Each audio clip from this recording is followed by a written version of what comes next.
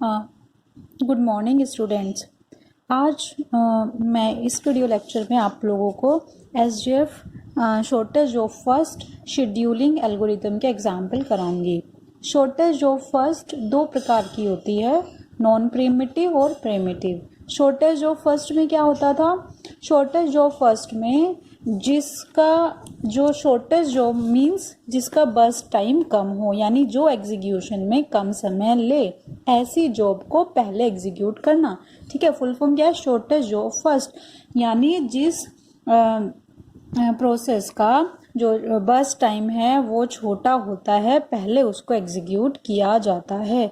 लेकिन इसमें भी हमें ये ध्यान रखना पड़ेगा अराइवल टाइम। अगर एक ही अराइवल टाइम पे दो प्रोसेस हैं तब तो हम कंपेयर कर सकते हैं, अगर डिफरेंट प्रोसेस है तब हम कंपेयर नहीं कर पाएंगे। तब तो जो पहले आएगा फिर वो एग्जीक्यूट पहले होगा। तो यहाँ पे आज वैसे मैं नॉन प्रिमिटिव एसजीएफ डिस्कस करूंगी। नॉन प्रिमिटिव एसजीएफ का मतलब अगर कोई प्रोसेस सीपीयू को मिल गया प्रोसेस होने के लिए, यानी सीपीयू के पास वो चला गया एग्जीक्यूट होने के लिए, तब सीपीयू उसी प्रोसेस पर वर्क करता रहेगा, वो कोई दूसरे प्रोसेस पर स्विच नहीं करेगा। लेकिन यदि कोई प्रोसेस या एक समय पे अगर दो प्रोसेस ऐसे अवेलेबल हैं जिनका जो आ चुके हैं तब कंपेयर किया जाएगा। यानी अगर हमारे पास कंपैरिजन करने के लिए चॉइस ही नहीं है तब तो हम जो भी एग्जीक्यूट हो रहा है, जिसका भी काम आया उसी को ही एग्जीक्यूट करेंगे, और अगर चॉइस है तो फिर जिसका बस टाइम छोटा होगा उसको देखेंगे। आप इसमें बिल्कुल भी कंफ्यूज मत होना, आप सिंपल इसको ले लेना कि जब हम जाते हैं कहीं अपना काम कराने, ऑफिसेज वगैरह में, कहीं भी अगर आप गवर्नमेंट ऑफिसेज में जाइए अपना काम कराने जाइए, बैंक का एग्जाम्पल ले लेते हैं, या मान लीजिए आप हम लोग कॉलेज में जब आप लोग का एडमिशन लेते हैं तो ज़्यादातर तो फर्स्ट कम फर्स्ट सर्व के बेसिस पर ही जिसका जो पहले आता है, सपोज एडमिशन के लिए आप लोग आए और आपका एडमिशन होना है, रजिस्ट्रेशन होना है, तो अगर फर्स्ट कम फर्स्ट सर्व होता तो जो पहले स्टूडेंट आता उसका काम पहले किया जाएगा। लेकिन कभी कभी आप लोग देखते होंगे कि कुछ स्टूडेंट ऐसे होते हैं जिनका सब कुछ कंप्लीट होता है, उनको बस सिर्फ साइन ही फॉर्म में करने होंगे और उनका एडमिशन हो जाएगा। और कुछ स्टूडेंट ऐसे होंगे जिनका A to Z कुछ भी कंप्लीट नहीं होगा, उनका A to Z सब कंप्लीट कराना पड़ेगा, जो कि काफ़ी टाइम कंज्यूमिंग होगा। तो उस वजह से जिस स्टूडेंट को सिर्फ साइन की आवश्यकता है, ऐसे स्टूडेंट को काफ़ी लंबे समय तक वेट करना पड़ेगा। तो अगर ऐसे स्टूडेंट का काम पहले कर दिया जाए, जिसको बहुत ज़्यादा टाइम नहीं लेना है, तो अगर उसका काम पहले कर दिया जाए, और जिसका बहुत ज़्यादा समय लग रहा है उसका काम बाद में कर दिया जाए, तो एवरेज जो वेटिंग टाइम, जो हम वेटिंग टाइम निकालेंगे कि हर एक स्टूडेंट ने कितना वेट किया, तो वो कम हो जाता है। लेकिन ये चॉइस भी तभी हम कर पाएंगे जब हमारे पास दो स्टूडेंट अवेलेबल रहेंगे। सपोज हमारे पास जो भी एक पर्टिकुलर टाइम पे स्टूडेंट्स को एडमिशन के लिए रिपोर्ट करने के लिए कहा गया और स्टूडेंट्स आए ही नहीं, सिर्फ एक ही स्टूडेंट आया, तो we don't have any option, हमें उसी का ही काम करना पड़ेगा। लेकिन अगर आफ्टर सम टाइम हमारे पास दो स्टूडेंट आ गए, तब हम ये कंपेयर करेंगे कि किसका काम जल्दी पूरा हो जाएगा, जिसके फॉर्म में कम मतलब जरा सा ही काम बचा, उसका काम पहले कर दो, तो उसका फिर पहले कर दिया जाएगा। प्रिमिटिव के केस में, नॉन प्रिमिटिव के केस में क्या होगा कि अगर एक बार एक ही स्टूडेंट का एडमिशन का प्रोसेसिंग स्टार्ट हो गई, तो तब तक उसकी प्रोसेसिंग होती रहेगी जब तक उसका एडमिशन पूरा नहीं हो जाता है। लेकिन प्रिमिटिव के केस में क्या है कि मान लो एक स्टूडेंट के फॉर्म पे वर्क किया जा रहा है, लेकिन कुछ समय बाद दूसरे स्टूडेंट आ गया जिसके फॉर्म में उसने कहा कि बस मुझे तो साइन की आवश्यकता है, तो पहले वाले को कहा कि तुम वेट करो, इसका काम कर दिया जाएगा। फिर कोई नेक्स्ट स्टूडेंट आएगा, फिर उसका काम सिर्फ कम काम समय के लिए होगा, तो फिर उसका काम कर दिया जाएगा। यानी उसमें बीच बीच में जो हम लोग हैं वो दूसरे स्टूडेंट पे स्विच करेंगे। तो सिमिलरली सीपीयू प्रिमिटिव के केस में बार बार स्विच करता रहता है, वो बार बार कंपेयर करता रहता है। लेकिन फिलहाल हम आज के लेक्चर में मैं सिर्फ नॉन प्रिमिटिव डिस्कस कर रही हूँ, तो इसमें सिर्फ क्या है, इसमें सिर्फ हम लोग क्या देखेंगे कि अगर एक बार सीपीयू प्रोसेस को एलोकेट हो गया, दैट मीन्स कि वो तब तक वो सीपीयू उसका काम करता रहेगा जब तक वो कंप्लीट ना हो जाए। और मैंने आप लोग को कल एक फॉर्मूला बताया था, उस फॉर्मूले में मैंने आप लोग को बताया था कि मैं यहाँ पे लिख देती हूँ फॉर्मूले में क्या बताया था कि जो हमारा जो टर्न अराउंड टाइम है, जो हमारा टर्न अराउंड टाइम है वो होता है कंप्लीशन टाइम माइनस जो अराइवल टाइम है, और जो हमारा वेटिंग टाइम है वो है टर्न अराउंड टाइम माइनस बस टाइम। तो ये फॉर्मूले में बस रख देंगे तो हम आसानी से किसी का भी वेटिंग टाइम निकालेंगे, क्योंकि आप लोग गैंट चार्ट सभी सही तरीके से बनाते हैं, बस वेटिंग टाइम निकालने में गड़बड़ करते हैं। तो अगर हम यूजिंग दीज टू फॉर्मूला अगर हम कैलकुलेट करेंगे तो कोई भी गड़बड़ नहीं होगी। तो सबसे पहले हम जो भी हमारा क्वेश्चन अगर एग्जाम में दिया रहेगा तो ये तीनों चीज़ें दी रहेंगी, प्रोसेस, अराइवल टाइम और बस टाइम। तो हम जो अपनी आंसर कॉपी में हम क्या लिखेंगे, हम ये सब हेडिंग बना लेंगे, completion time, turn around time and waiting time. उसके पहले हम सबसे पहले क्या बनाएंगे, उसके पहले हम सबसे पहले बनाएंगे गैंट चार्ट। ठीक है, गैंट चार्ट हमेशा कहाँ से स्टार्ट होगा, ये हमेशा स्टार्ट होगा 0 से। 0 अराइवल टाइम पे हमारे पास कितने प्रोसेस थे, हमारे पास सिर्फ एक ही प्रोसेस था, तो हमारे पास कोई ऑप्शन नहीं है, हम इसमें इस समय कंपैरिजन ही नहीं कर पाएंगे कि किसका बस टाइम छोटा है, किसको पहले सीपीयू मिलेगा। तो भाई प्रोसेस P1 ही था उस टाइम, तो P1 को प्रोसेस मिल चुका है, और सीपीयू कब तक उसके पास रहेगा, जब तक कि वो पूरा का पूरा एग्जीक्यूट ना हो जाए, यानी वो पूरे समय के लिए सीपीयू को मिल जाएगा। ये 21 जो भी सेकंड रहेगा, मिली सेकंड रहेगा, ये इतने समय बाद ही सीपीयू को छोड़ेगा। जब ये सीपीयू को छोड़ देगा, इस समय पे हमारे पास 21 टाइम जब हो चुका है तो हमारे पास 3 प्रोसेस अवेलेबल हैं।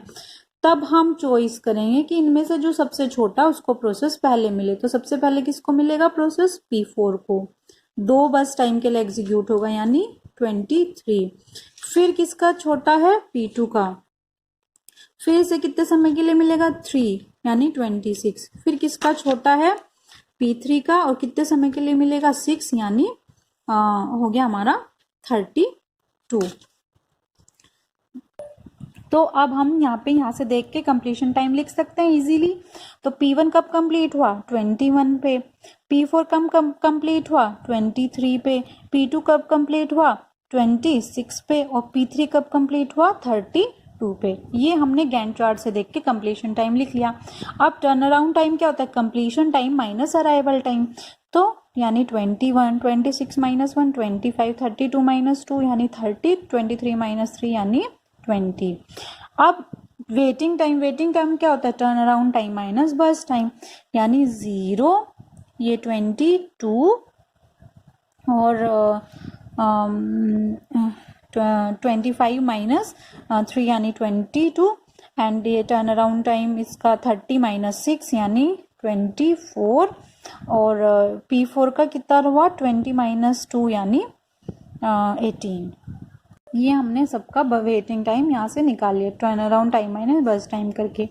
अब हमें क्या क्वेश्चन में क्या पूछा जाएगा कि एवरेज टर्न अराउंड टाइम और एवरेज वेटिंग टाइम। तो हम एवरेज टर्न अराउंड टाइम क्या करेंगे, इन सबको ऐड कर देंगे और डिवाइड बाई 4 कर देंगे जितने नंबर ऑफ प्रोसेस होंगे, और एवरेज वेटिंग टाइम क्या होगा, इन सबको जोड़ देंगे और जो भी आएगा उसको डिवाइड बाई 4 करके आंसर लिख देंगे। आंसर आप लोग निकाल लेना कि क्या आंसर आया है। तो पहले जो मैंने बताया था कि हमें हर बार यहाँ से थोड़ा सबके इंडिविजुअली लिख रहे थे, उसमें आप लोग को थोड़ा कंफ्यूजन हो रहा था। तो हम अगर टेबल के थ्रू यहाँ से बस माइनस करते जाएंगे तब हमें कोई भी कंफ्यूजन नहीं होगा और हम कोई भी गलती नहीं करेंगे। अब बढ़ते हैं हम अपने नेक्स्ट क्वेश्चन की तरफ। जो हमारा नेक्स्ट क्वेश्चन है उसमें भी हमारे डिफरेंट प्रोसेस दिए हुए हैं, उनके बर्स्ट टाइम दिए हुए हैं और क्वेश्चन सेम है, average turn around time and waiting time निकालना है। हमने टेबल में completion time, turn around time और वेटिंग टाइम सब लिख लिया है। तो सबसे पहला जो स्टेप है वो हमारा होता है गैंट चार्ट रिप्रेजेंटेशन।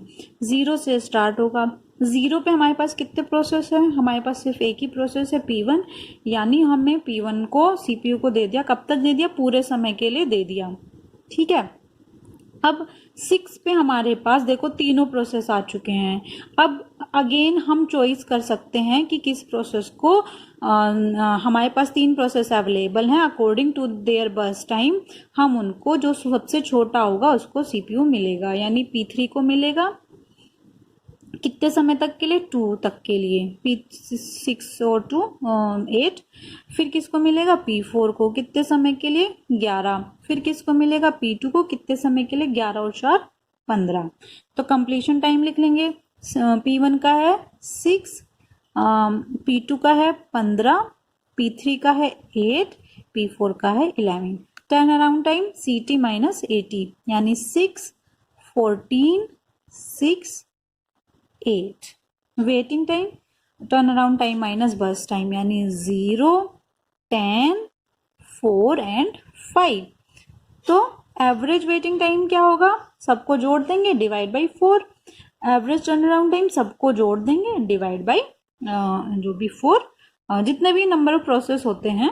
तो average turn around time is equal to 6 + 14 + 6 + 8 divide by 4, और average waiting time is equal to 0 + 10 + 4 + 5 divide by 4, ठीक है। तो हम ये जो भी कैलकुलेशन करेंगे, जो भी हम आंसर आएगा उसको यहाँ पे हम लिख देंगे। अगर ये टाइम क्वेश्चन में दिया रहेगा कि मिली सेकेंड में है तो यहाँ पे मिली सेकेंड लिख देंगे, अगर सेकेंड लिखा रहता है तो सेकेंड लिख देते हैं, अगर कुछ नहीं लिखा रहता तो हम खाली यूनिट लिख देंगे, टाइम यूनिट, ठीक है। या अपनी तरफ से एज्यूम कर लेंगे कि माना जो बस टाइम है वो मिली सेकेंड में दिया हुआ है। अब जो नेक्स्ट क्वेश्चन है हमारा इसी का ही, उसमें इस टाइप से दिया हुआ है। तो इसमें क्वेश्चन में अलग अलग उसमें भी अराइवल टाइम दिए रहते हैं, मतलब ऑर्डर अलग अलग है बट ये क्वेश्चन सेम ही है। तो सबसे पहले अगर इस टाइप से हो गया कि अराइवल टाइम 0 से स्टार्ट ना करके किसी रैंडम एक प्रोसेस का ऊपर नीचे ऐसे करके लिखा हुआ है, तो सबसे पहले हम क्या करेंगे, हम अरेंज करेंगे किसके according, according to the arrival time, arrange according to the arrival time. तो सबसे पहले प्रोसेस लिखेंगे, अराइवल टाइम लिखेंगे, BT लिखेंगे, CT लिखेंगे, TAT लिखेंगे एंड वेटिंग लिखेंगे। CT means completion time, TAT means turn around time और WT मीन्स वेटिंग टाइम। तो प्रोसेस सबसे पहले अराइवल टाइम 0 किसका है, P3 का, ठीक है। इसका बस टाइम कितना है, 6। अराइवल टाइम 1 किसका है, P4 का, बस टाइम कितना है, 4। 2 P2 का है, बस टाइम है 4। 3 P1 का है, बस टाइम है 2, ठीक है। अब हम बनाएंगे गैंट चार्ट। तो बस ये क्वेश्चन भी बिल्कुल पिछले जैसा ही है, बस डिफरेंस ये है कि अगर डिफरेंट ऑर्डर में आता है, वैसे अगर ऑर्डर में ही आता है बट अगर इन केस डिफरेंट उसमें आता है तो हम लोग अराइवल टाइम के अकॉर्डिंग इनको अरेंज कर लेंगे, बस सीक्वेंस थोड़ी अलग हो जाएगी, अदरवाइज पूरा क्वेश्चन सेम रहेगा, ठीक है। तो 0 से स्टार्ट हुआ तो P3 है, 0 पे तो और कोई ऑप्शन ही नहीं है हमारे पास, तो ये 6 तक चलेगा। 6 पर अब देखो अब सब प्रोसेस आ चुके हैं, ये 1 पे आ चुका था, 2 पे, 3 पे, 6 पे हमारे पास सारे प्रोसेस अवेलेबल हैं। तो हमारे पास चॉइस है इन दोनों में से, तो किसको सेलेक्ट करेंगे, पहले सेलेक्ट करेंगे P1 को। कब, कितने समय के लिए चलेगा, 8, 2 सेकंड के लिए चलेगा। अब हमारे पास चॉइस है इन दोनों की, ये हो चुका है, ये हो चुका है, इन दोनों की चॉइस है। अब इन दोनों में से किसको सेलेक्ट करना है, P4 का बस टाइम भी 4 है, P2 का बस टाइम भी 4 है। तो इस केस में किसको पहले सेलेक्ट करना है, मैंने आप लोग को थ्योरी में लिखवाया था कि अगर 2 प्रोसेस के बस टाइम सेम होते हैं तब हम FCFS के अकॉर्डिंग, यानी जो पहले आता है उसको CPU पहले मिल जाता है। अगर कंफ्यूजन, जहां भी कंफ्यूजन होगा प्रायोरिटी वाले क्वेश्चन में या जहाँ पे बस टाइम सेम है कि CPU किसको मिले, अदरवाइज तो हम बस टाइम के बेसिस पे देते थे CPU को, प्रोसेस को CPU, लेकिन यहाँ पे कंफ्यूजन है कि दोनों का ही सेम है तो किसको CPU पहले मिले, तो CPU उस प्रोसेस को पहले मिलता है जो प्रोसेस पहले आता है। पहले कौन आया? P4, तो उसको CPU दे दिया जाता है। फिर आया P2, 12 और 4 16, ठीक है, हम ऐसे लिख लेंगे। अब कंप्लीशन टाइम लिख लेंगे। P3 का है 6, P4 का है 12, P2 का है 16 और P1 का है 8। टर्न अराउंड टाइम निकाल लेंगे। 6, 11, 14 और 5। वेटिंग टाइम निकाल लेंगे। 0, 7, 10 और 3। और average turn around time equal to 6 + 11 + 14 + 5 divide by 4 और average waiting time equal to 0 + 7 + 10 + 3 divide by 4। तो इस तरीके से हम क्वेश्चन को सोल्व करेंगे। जैसे मान लो अगर इसमें इसको सोल्व करूँ तो 20/4 आ रहा है आंसर, यानी 5 millisecond is the average waiting time. और इसका निकालते हैं तो 11 और 6 17 और 5 22 और 22 36 डिवाइड बाई 4, यानी 9 मिली सेकेंड इज द आंसर। तो हमें इस तरीके से क्वेश्चन को सोल्व करना है और बिल्कुल भी नहीं घबराना है कि किस टाइप से एग्जाम में आएगा। अच्छा, यहाँ पे मैंने सारे जो क्वेश्चन हैं वो डिफरेंट अराइवल टाइम पे लिए।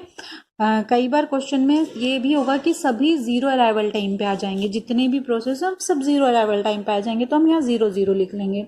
उस केस में हम बस टाइम, हमारे पास मतलब एक ही समय में सारे प्रोसेस अवेलेबल हैं, तब उस समय पे हम उस टाइम पे हम जिसका भी बस टाइम छोटा होगा सबसे, उसको सबसे पहले CPU मिलेगा। तब हमारे पास सारे अवेलेबल हैं, तब हमारे पास चॉइसेस बहुत ज़्यादा हैं, तो we can easily allocate the CPU to any particular process जिसका भी बस टाइम छोटा होता है। तो इस तरीके से हमें जो भी हमारी प्रिमिटिव नॉन प्रिमिटिव SGF है बिल्कुल बहुत ईजी है, इस तरीके से हमें सॉल्व करना है।